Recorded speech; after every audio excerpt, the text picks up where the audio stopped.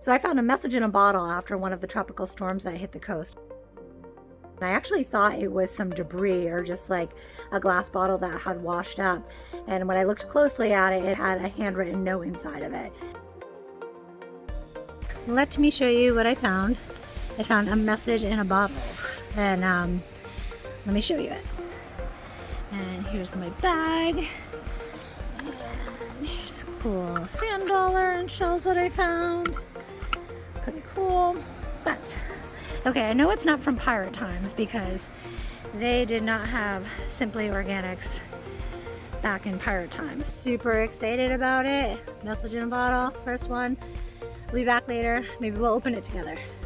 Let's go crack it open and see what's inside.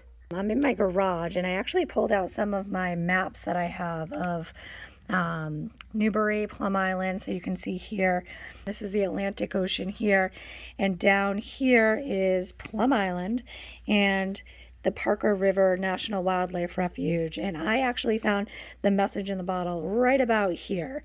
So if we switch to my other map, I'm kind of nerdy. I have a lot of maps here. This is the Atlantic Ocean here.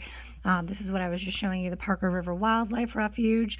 And it goes down further to Ipswich Bay and across is Castle Neck and so forth. So I pulled the maps out because when I open this, I'm hoping that someone put inside where they were from when they actually tossed this in the water so that I can kind of see where it came from. Like, you know, New Hampshire, Salisbury. Here's Salisbury Beach right here, so Plum Island's down here. So maybe it came from up here, Salisbury Beach, up to New Hampshire, Maine, or if it came down even further from like Connecticut, Rhode Island, New Jersey, Maryland. I mean, it could be from anywhere. So I'm hoping when I open this that someone put a location from where they were from. Still has some sand on the top of it, and it's marked with a number 6, or maybe it could be a number 9. Maybe they threw a bunch more of these into the water, but this is either number 6 or number 9. So I'm actually in my garage, and I kind of just propped my camera up so when I open this up you can see. The top was duct taped closed so that no water would get into it. There is like a little bit of water that did seep into it that you can see, and that kind of got the paper a little bit wet and the ink a little bit smudged and runny. But let's peel it off and see what we got.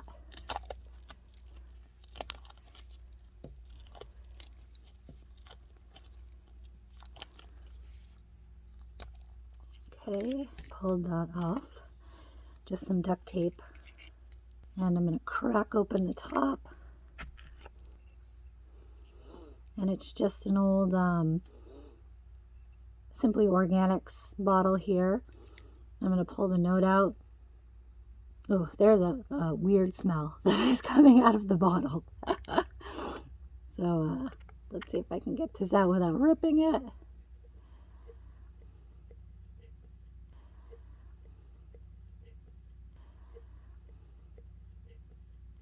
Again, it doesn't smell pretty.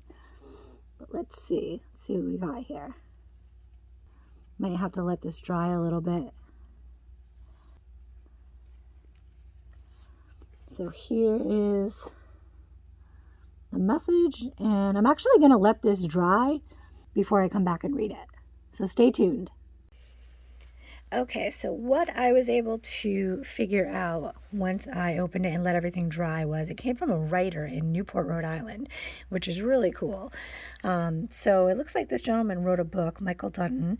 So he's saying, greetings and felicitations. If you happen to discover my little note, please email Michael at, and I blocked out the email address, with the date and location of discovery. In appreciation, he'll send me a free copy of the book that he wrote. And he says, be safe, Michael. So it was a really cool little find, and it looks like it came from Newport, Rhode Island. So it looks like it came from Newport, Rhode Island, which is further down. So if we're at the Parker River National Wildlife Refuge, Plum Island, it would be down further in Newport, Rhode Island.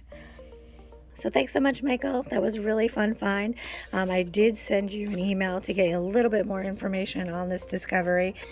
So if you could please reach out to me and get back in touch with me, answer my email just to have a few more questions for you, that would be great. And if I find out any more information on this, I'll let you guys know.